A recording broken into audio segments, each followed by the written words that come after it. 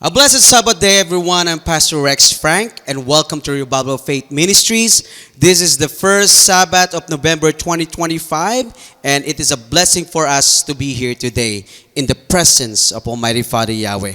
I hope and pray that everyone is doing excellent with the help and with the guidance of Almighty Father Yahweh. And wherever you are watching this message, we deeply appreciate you taking the time to be with us. May this message inspire and bless everyone today. Can everyone say hallelujah?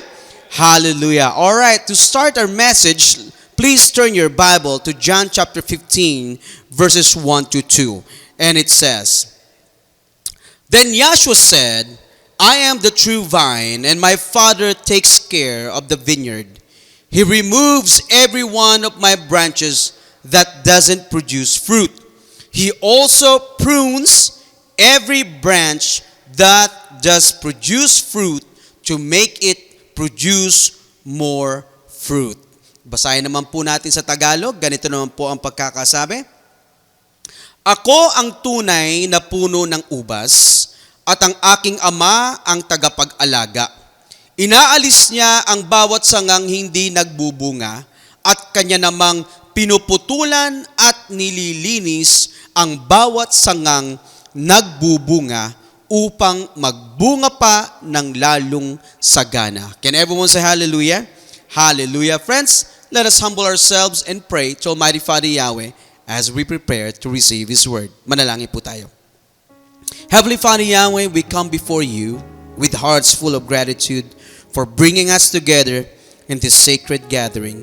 And as we rest in your presence, please open our hearts to hear your voice and understand your will. Father Yahweh, teach us today to see pruning not as punishment, but as preparation and refinement for greater purpose. Father Yahweh, let your Holy Spirit guide every word spoken and every thought in our hearts. May we be pruned, purified, transformed, and prepared for more fruitfulness in your kingdom. We ask all these things through the name of your Son, our Savior, Yahshua Messiah. Hallelujah, hallelujah. Friends, our message today is entitled, The Power of Pruning. The Power of Pruning. Let me ask everyone right now, sino-sino dito ang nagtatanim or marunong mag-garden? Taas ng kamay. Kahit na yung magtanim ka o may tanim na cactus, okay lang, basta nagtatanim ka. Sino-sino dito? Sino na yung naka-experience na magtanim or mag-plant? Okay? Alright. Friends, planting and nurturing plants is very exciting and fulfilling activity, especially when you see the plants grow, bloom, and most especially pag nakita mo na nagbe-bear ng fruit sa pamamagitan ng yung pag-aalaga. Tama po ba? Through your care and through your patience. However, my friends, sometimes when you are taking care of a plant, there will be leaves or branches that are dying. Tama po? Or sometimes naman, it is overgrown and you need to trim or you need to cut some branches to promote healthy growth and help the plant produce more fruit. Ang tawag po dito sa process na ito, mga kapatid, ay pruning. Pruning po. So according to the Webster Dictionary, mga kapatid, pruning is the act of cutting away dead or overgrown branches or stems, especially to encourage growth. So this method of cutting away the dead branches and leaves or overgrown branches, ito pala ay nagpapalago, ito pala ay nagpapabuti sa overall health condition ng isa pong halaman. In the biblical context, mga kapatid, or yung spiritual aspect naman, ay may tinatawag ding pruning. Ito yung binasa natin kanina sa John chapter 15, kung saan sinabi na, He also prunes every branch that does produce fruit to make it produce more fruit. Yan yung kaninang opening Bible passage natin kanina. So, bilang mga anak ng ating Amang Yahweh, mga kapatid, inihalimbawa tayo sa isang puno. Inihalimbawa tayo sa isang vine na kung saan ay nire-refine tayo, kinocultivate tayo sa pamamagitan ng pruning para tayo po ay magbunga ng masagana. Ito po ay tinatawag na spiritual pruning, mga kapatid, mga kaibigan. Abba Yahweh continuously cut away the things that hinders our spiritual growth. Abba Yahweh removes unnecessary things or sometimes, mga kapatid, people in our lives to promote healthy spiritual lives sa ating pong mga buhay. So we can bear more spiritual fruit for His glory. Ano po ang sabi sa Hebrews chapter 12 verse 1? Ganito po ang pagkakasabi. Since we are surrounded by so many examples of faith, we must get rid of everything that slows us down, especially sin that distracts us. We must run the race that lies ahead of us and never give up. Can everyone say hallelujah? Hallelujah. Friends, Abba Yahweh is helping us remove everything that slows us down, everything that distracts us from Him, by pruning the fleshly and worldly desires in our lives. Remember this, my friends. We cannot bear spiritual fruits for Abba Yahweh kung meron pong humahadlang sa ating relasyon sa Kanya. Tama po ba? And most of the time, those hindrances are worldly desires that we need to remove from our lives.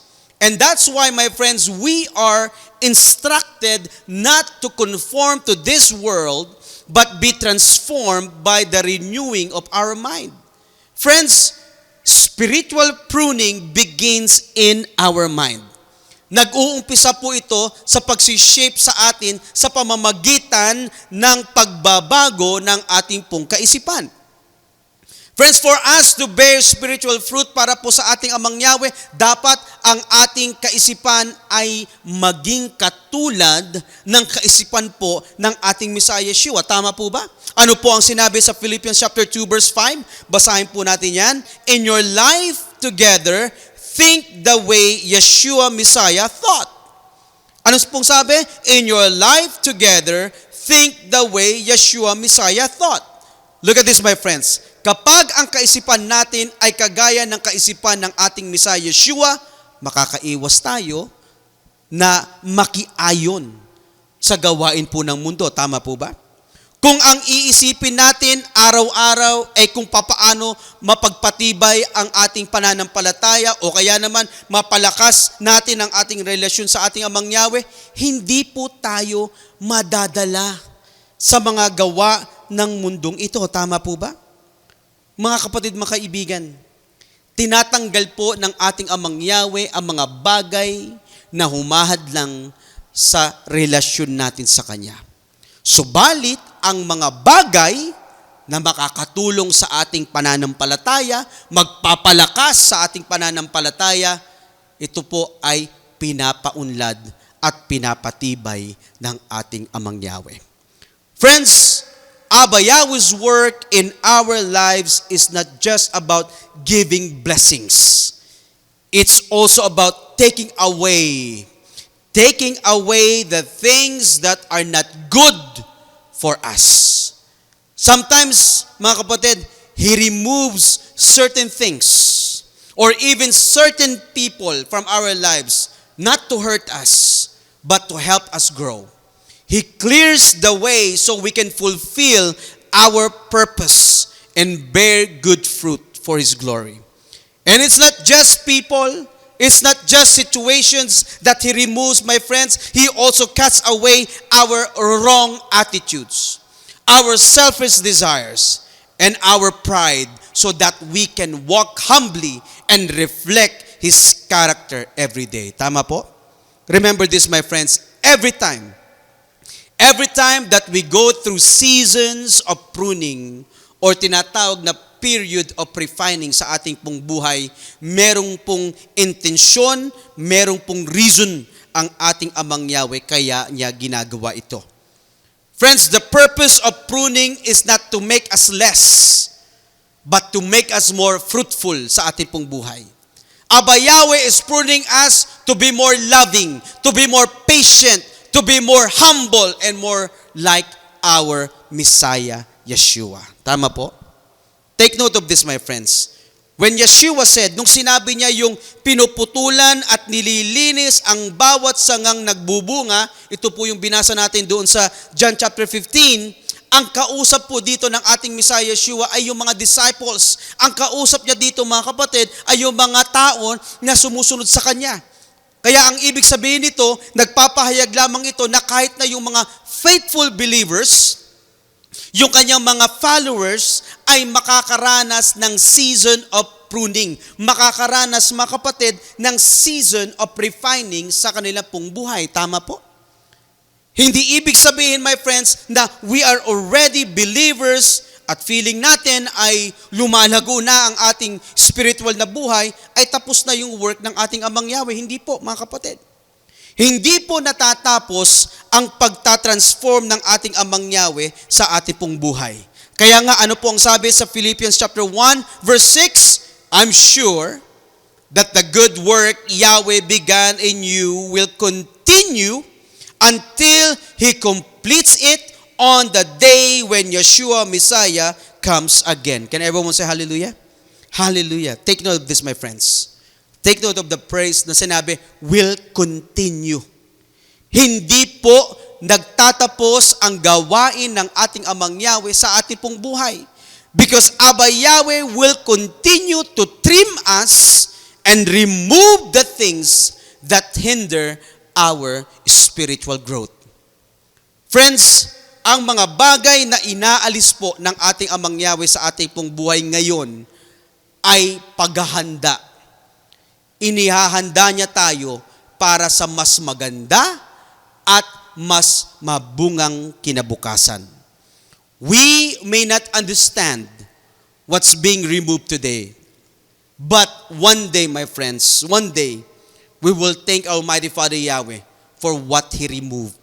Dahil nagbibigay ito o magbibigay ito ng pamamaraan upang tayo po ay lumago para sa Kanya. So tandaan natin, mga kapatid, mga kaibigan, kung dumaraan man tayo ngayon sa hirap, kung nararanasan natin yung mga delays, nararanasan natin yung mga disappointments sa ating pong buhay sa kapanahunan ngayon, huwag po tayong malungkot. We are going through pruning season sa ating pong buhay. Ang pinuprun lamang, mga kapatid, look at this, ang pinuprun lamang ni Amang Yahweh, ang tinitrim lamang ng ating Amang Yahweh ay yung mga namumunga. Ang pinuprun lamang ng ating Amang Yahweh ay yung mga connected pa rin sa vine. So it means kapag ikaw ay dumadaan doon sa pruning season, it means kahit na may mga challenges, kahit na mayroong tinatawag na refining moment sa ating pong buhay, we are still attached and we are still united with our Messiah Yeshua at hindi po tayo pababayaan. Can everyone say hallelujah? Hallelujah. Kaya mga kapatid, mga kaibigan, wag po nating i-resist. Wag po nating i-resist ang pruning season na nangyayari sa ating buhay. Yes, it is painful, but remember this, my friends, merong pong layunin sa likod ng lahat ng iyon. Hindi niya tayo pinapa-experience ng mga challenges or mga problems para pahirapan, mga kapatid, sa ating pong buhay. Kundi, nagkakaroon po tayo ng mga ganitong season sa ating pong buhay para ihanda tayo sa mas malaking pagpapala na darating po sa atin. Hallelujah. Friends, pruning is not punishment. Ulitin ko, mga kapatid. Pruning is not punishment. Pruning is preparation. Abba Yahweh is preparing us for something greater. Dahil kung hindi po tayo dadaan sa pruning or refining season, hindi po natin mararanasan yung kabuuan o yung tinatawag na fullness ng plano po ng ating Amang Yahweh para po sa atin. Hallelujah. So now, let's go back to the Old Testament. At pag-aralan po natin itong story na ito that shows how powerful pruning can be. When Abba Yahweh removes, remember this my friends, when Abba Yahweh removes certain things around us, He is not taking away our strength. In fact, He is preparing us for victory. Let's go ahead and open our Bible doon po sa Judges chapter 7 at pag-aaralan po natin, we are gonna talk about ang isang tagpo po sa buhay ni Gideon. Dito po sa Judges 7. Ito po ay, it talks about the battle of the Israelites and the Midianites. Ito po sa Judges chapter 7. However, bago po natin pag-usapan ang story dito sa Judges 7, let me give you guys a short background sa ating pong story. During the time, mga kapatid, during the time of Gideon, ang mga Israelites po ay, they are under oppression of the Midianites. Because of their sins, because of their disobedience sa ating pong Amang Yahweh, tumalikod po sila sa ating Amang Yahweh para sumamba sa mga Diyos-Diyosan. Abba Yahweh allowed the Midianites to mistreat and to oppress the Israelites. Ganito po ang sabi mga kapatid sa Judges chapter 6 verse 1. Babasahin po natin ito sa Tagalog. Sabing ganyan, muling gumawa ng kasamaan laban kay Yahweh ang mga Israelita. Kaya sila'y hinayaan niyang masakop ng mga Midianita sa loob ng 7 taon.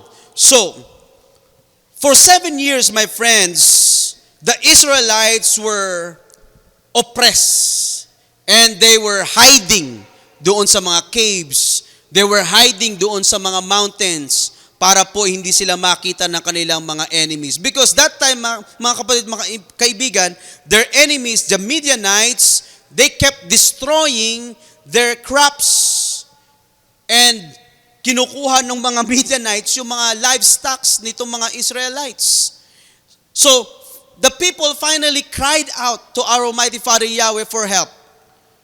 Sila po ay nanalangin, sila po ay humingi ng tulong sa ating pong Amang Yahweh. And then, nung sila po ay humingi ng tulong sa ating Amang Yahweh, ay tinulungan naman sila ng ating Amang Yahweh sa pamamagitan po ni Gideon. Abba Yahweh chose Gideon, a humble man from the weakest clan in Manasseh, to deliver or rescue Israel. And you know what? Abba Yahweh called Gideon a mighty warrior. And he was instructed, my friends, to fight the Midianites. Kaya sa paghahanda po ni Gideon sa pakikipaglaban sa Midianites, he gathered 32,000 soldiers. 32,000 mga kapatid ang nag-gather po ni Gideon para makipaglaban doon sa Midianites. Pero ano po ang sinabi ng ating Amang Yahweh sa kanya?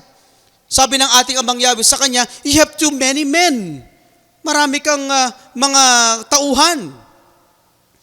At dito po mga kapatid, magkakaroon ng tinatawag na pruning o yung pagtatanggal sa mga sundalo. Kaya merong pong pinagawa o may ginawang steps si Amang Yahweh para po ma-remove, ma-trim out yung ibang mga soldiers at malaman kung sino lamang ang lalaban doon sa mga Midianites. See, not all the 32,000 soldiers will fight. They will go through refinement. They will go through trimming para malaman po, mga kapatid, kung sino-sino ang dapat tanggalin at kung sino-sino ang matitira para makasama nila Gideon sa pakikipaglaban. So the first round, my friends, na pagpupruning ni Amang Yahweh, he tested, mga kapatid, kung sino-sino ang mga takot. So, Abba Yahweh instructed Gideon to ask the soldiers kung sino-sino yung mga takot. At ganito po ang nangyari. Basahin po natin Judges 7, verse 3. Ganito po ang sabi, "So say to the men, if you are very afraid of the battle and you are shaking with fear, you may go." So 22,000 men left that place and they went home. But 10,000 soldiers remained with Gideon. So, pinauwi ni Gideon, mga kapatid, yung mga takot na mga soldiers. At natira lamang ay ilan? 10,000 soldiers. Now, sabi ng ating Amang Yahweh, marami pa ring natira. Kaya they need, o Abba Yahweh needs to cut yung mga natitira pang mga soldiers. So Abba Yahweh tested the 10,000 soldiers na natira pa. Ano ang ipinagawa ni Amang Yahweh kay Gideon para po ma-prune, para matrim yung 10,000 na soldiers? Basahin po naman natin sa Judges chapter 7. Judges chapter 7 verses 5 to 7. Babasahin po natin ito sa Tagalog.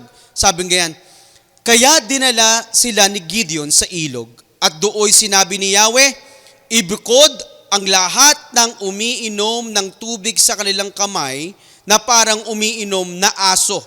At ibukod din ang umiinom ng nakaluhod.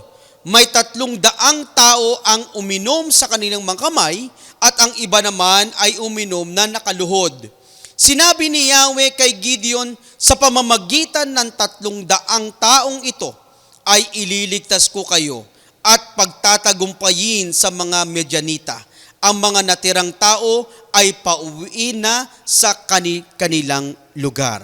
So after the testing, my friends, the pruning time, 300 soldiers lamang, mga kapatid, ang kinuha ni Amang Yahweh para makipaglaban na kasama po ni Gideon. Ano po ang sabi ni Amang Yahweh doon sa 300 na soldiers na natira? Sabi nga niyan, "I will use those 300 men to rescue you and put the Midianites under your power." Friends, look at this. From 32,000 down to 300, Abba Yahweh pruning reduced Gideon's army by 99%. 99%, mga kapatid. Tama? Bakit po? Napakalaki nung tinanggal, napakalaki nung kinat ni Amang Yahweh. Bakit po? Why? Because Abba Yahweh wanted to prove that victory does not depend on numbers, but on His power alone. Can everyone say hallelujah? Mga kapatid, mga kaibigan, yung ginawang pagtitrim ni Amang Yahweh sa army ni Gideon ay may mahalagang lesson para sa ating lahat ngayon. Ano po yung mahalagang aral na ito? Abba Yahweh pruned Gideon's army to separate the fearful from the faithful. He separated the hesitant from the committed, the doubtful from the obedient. Friends, Abba Yahweh removes excess so that His glory can shine without competition. Tingnan nyo lang, mga kapatid. If Gideon had gone into the battle with 32,000 men, Israel might have said, "We did this to ourselves." Magmamalaki po sila. Tama po ba? Subalit kung 300 lamang na soldiers yung makikipaglaban at manalo sila, ang sasabihin nila, nagtagumpay tayo dahil sa tulong ni Amang Yahweh. They will acknowledge Abba Yahweh's presence and His power sa labanang iyon, kaya sila nanalo. Tama po ba?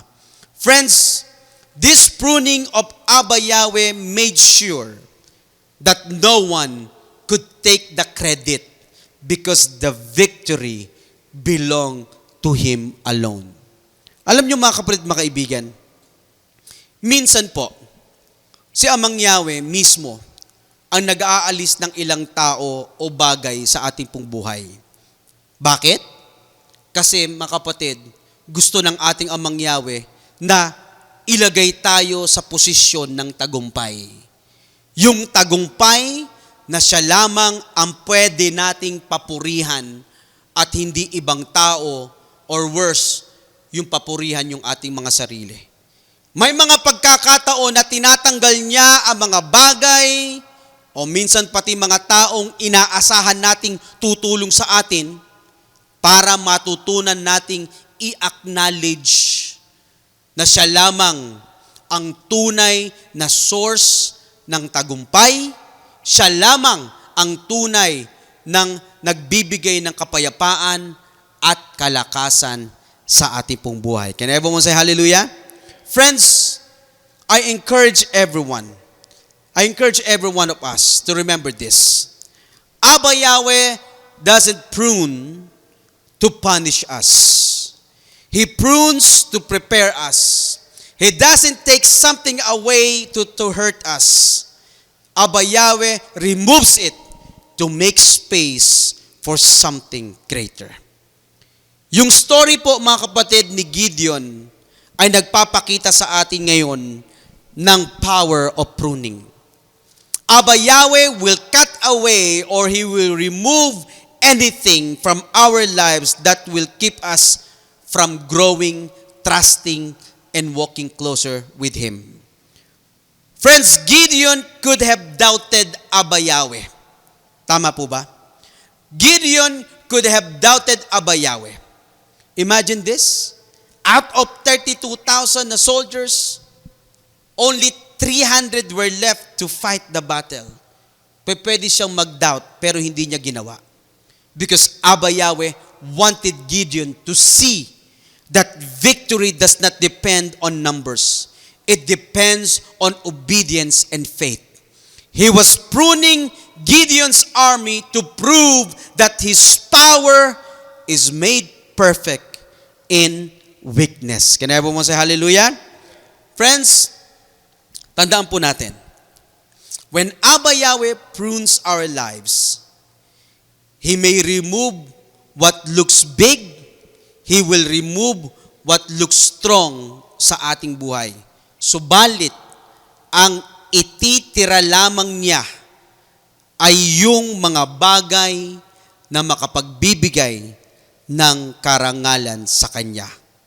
Kaya kung ang pakiramdam mo ngayon mga kapatid, mga kaibigan, ay nasa pruning season ka, kung ang pakiramdam mo mga kapatid ay may mga bagay or may mga taong tinatanggal si Amang Yahweh sa buhay mo ngayon, I encourage you na huwag kang malungkot. Huwag kayong mapanghinaan ng kalooban.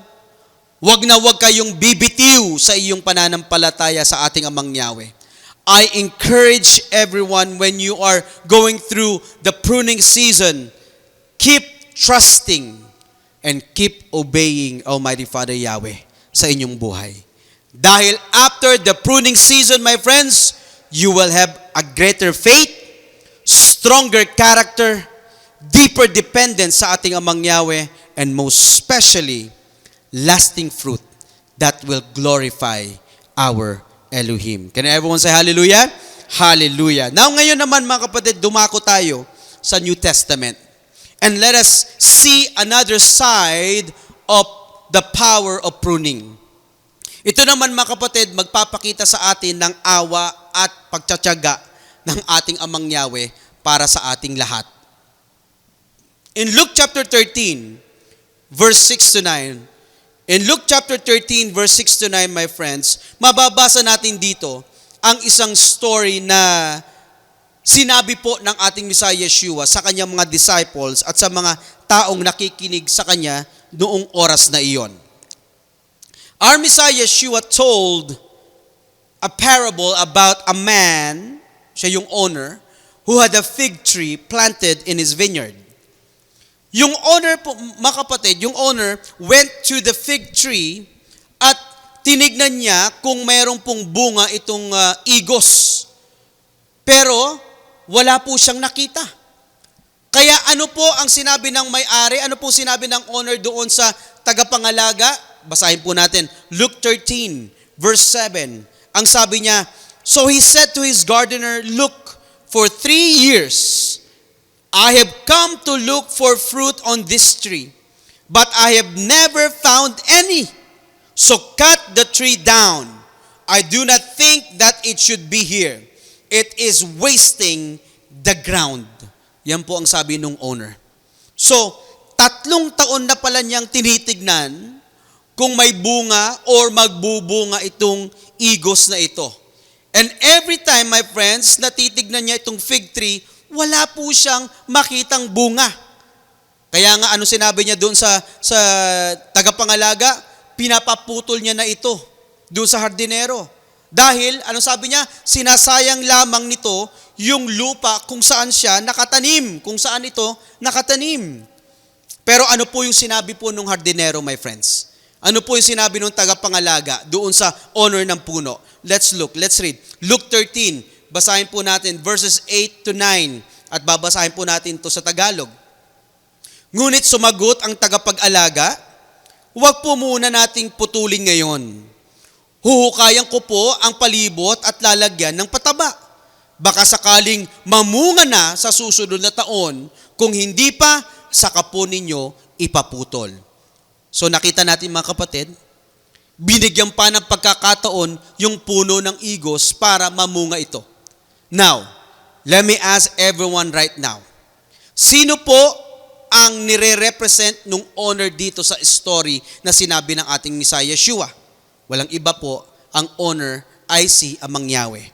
Sino naman yung nire-represent nung nag-aalaga o yung gardener nung fig tree? Walang iba kundi ang ating Messiah Yeshua. Now, sino naman po yung nire-represent nung fig tree? Tayo pong lahat, mga kapatid, mga kaibigan. We represent the fig tree. See, nakita po natin mga kapatid kung paano pa tayo binibigyan ng oras. Nakita natin mga kapatid kung paano tayo pinagkakalooban ng ating Amang Yahweh ng pagkakataon upang mamunga, mag-transform sa ating pong buhay. Si our Messiah Yeshua intercedes para po magbago ang ating buhay, mag-produce tayo ng mabubuting gawa para po sa kaluwalhatian ng ating Amang Yahweh. Let me ask everyone right now, let me ask this very important question. Kapag ba titignan tayo ng ating Amang Yahweh sa oras na ito, right now, pag titignan tayo ng ating Amang Yahweh, meron po ba tayong maipapakitang bunga? Magmula po mga kapatid nang tayo po ay nabautismuhan hanggang ngayon, meron po ba tayong magandang pagbabago sa ating pong buhay? O baka naman mga kapatid, every time na tinitignan tayo ng ating Amang Yahweh, ang nakikita niya, ganun din. Ganun pa rin yung buhay natin. Walang growth, walang advancement, walang improvement sa ating spiritual na buhay. Ganun po ba makikita ng ating Amang Yahweh? However, my friends, ganito tayo kamahal ng ating Ama. Ganito tayo kamahal ng ating Ama. Kahit na may mga matitigas ang ulo, paminsan-minsan, tayo pa rin mga kapatid ay pinagkakaloban ng pagkakataon ng ating Amang Yahweh para magbago. Tayo pa rin mga kapatid ay binibigyan ng ating Amang Yahweh ng oras para tayo po ay magbunga para sa Kanya. Tama po ba? Ganyan tayo kamahal ng ating Amang Yahweh. Hallelujah! He's giving us time na tayo po'y makultivate para tayo po'y mag-advance, mag-improve sa ating pong spiritual na buhay.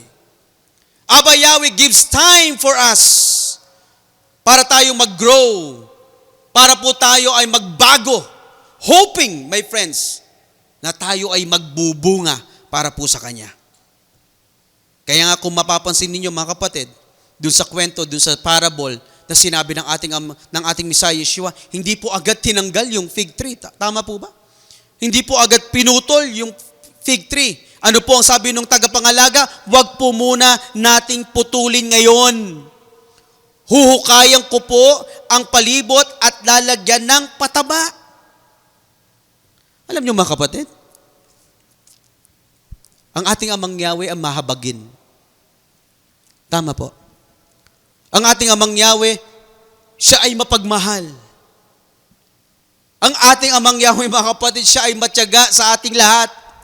Hindi siya agad humahatol.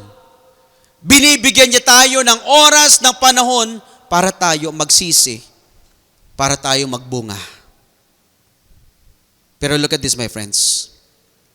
Kung paulit-ulit nating binabaliwala ang kanyang pagtawag, paulit-ulit tayo na nagdi-disobey sa kanyang mga kautusan, darating ang panahon na aalisin niya ang mga ito sa pagkakatanim. So that's why I encourage everyone, don't wait for another season to start bearing fruit.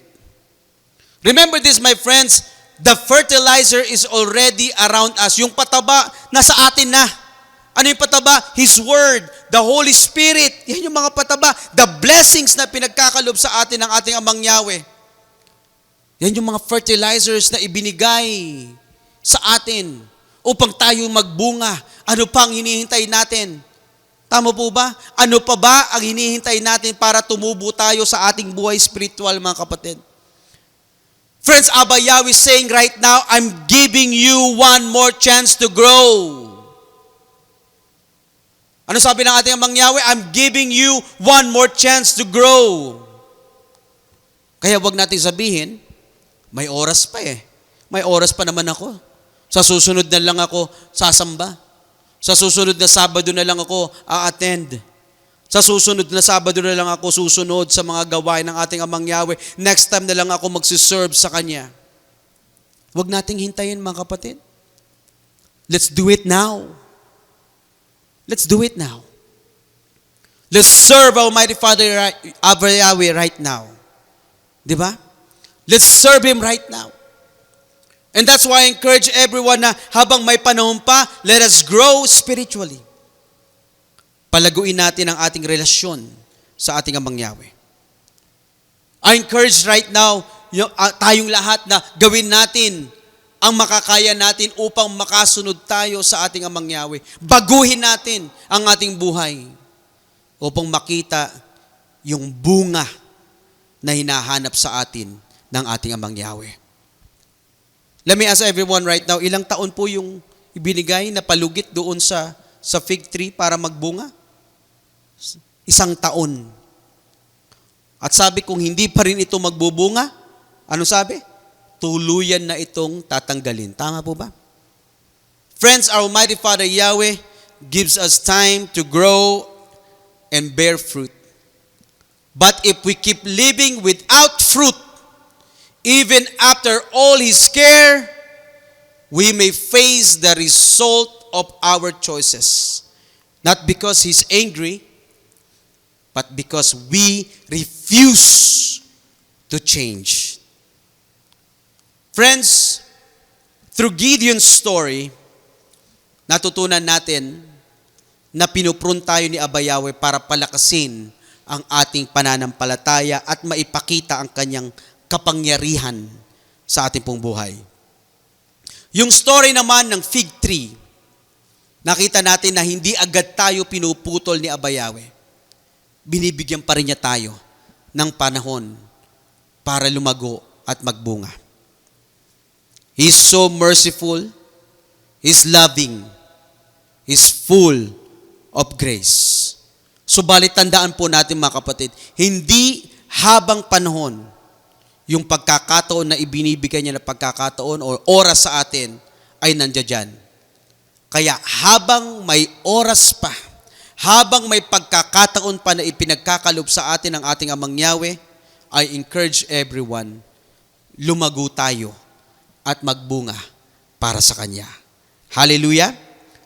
Alam niyo, friends, sa parehong story na ito, nakita natin na ang pagpupruning ng ating amang Yahweh ay hindi basta-basta. He prunes with purpose. Abba Yahweh prunes with love. Abba Yahweh prunes with perfect timing. Sa ating kapanahunan ngayon, pinuprune tayo or piniprepare tayo ng ating amang Yahweh sa pamamagitan ng kanyang salita. Sa mga pagsubok na dumarating sa ating buhay, at kung minsan nga, sa mga taong nasa paligid natin. At ginagamit ng ating Amang Yahweh ang banal na Espiritu na kanyang ipinagkaloob para tayo ay baguhin at linisin ang ating buhay para sa kanyang karangalan. Hallelujah!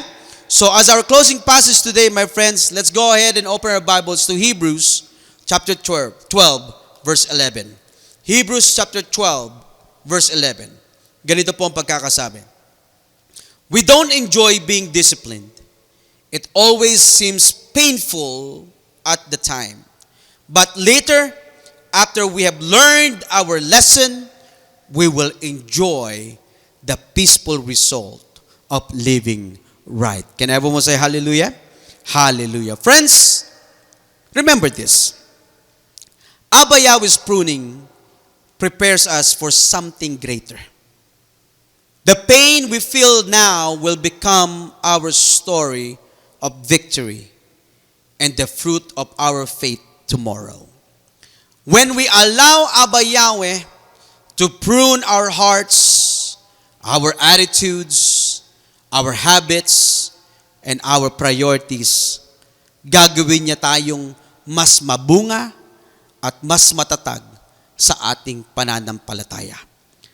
That's why I encourage everyone, patuloy po tayong magtiwala, patuloy po tayong sumunod sa ating Amang Yahweh araw-araw. Friends, sumayin niyo nawa ang kapayapaan ng pag-ibig at pananampalataya na nagmumula sa ating Amang Yahweh at sa ating Messiah Yeshua. Pagpalain nawa ng ating Messiah Yeshua ang lahat na nagmamahal sa Kanya ng tapat. Hallelujah! Tayo po tumayo at tayo manalangin. Heavenly Father Yahweh, thank you for this powerful Sabbath message. Thank you for reminding us that pruning is not the end. Pruning is the beginning of something greater.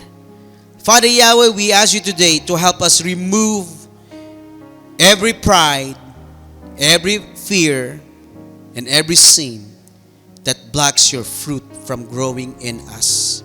Father Yahweh, teach us to trust you even when the process is painful. We surrender every branch of our hearts to you. Make us fruitful trees in your vineyard, bearing love, bearing joy, peace, and obedience for your glory. Father Yahweh, may our pruning today become the seed of tomorrow's blessings. Thank you, Father Yahweh, for being a loving, merciful, and patient Father to all of us. We thank you so much, Father Yahweh, for all the wonderful and amazing blessings that you have given us. We give you all the glory, all the honor, and all the praise. And we ask all of these things through your Son's name, our Savior, Yahshua Messiah. Hallelujah. Everyone say hallelujah. Hallelujah. Let's go ahead and raise our hands and receive the blessings from Almighty Father Yahweh. Yavareka ka Yahweh v'yishmereka, Yair Yahweh panabeleka v'kunika, Yesa Yahweh panabeleka v'yesem leka. Shalom. May Yahweh bless you and keep you. May Yahweh make shine His face on you and be gracious to you. May Yahweh lift up His face unto you and give you peace. Happy Sabbath, everyone. Hallelujah.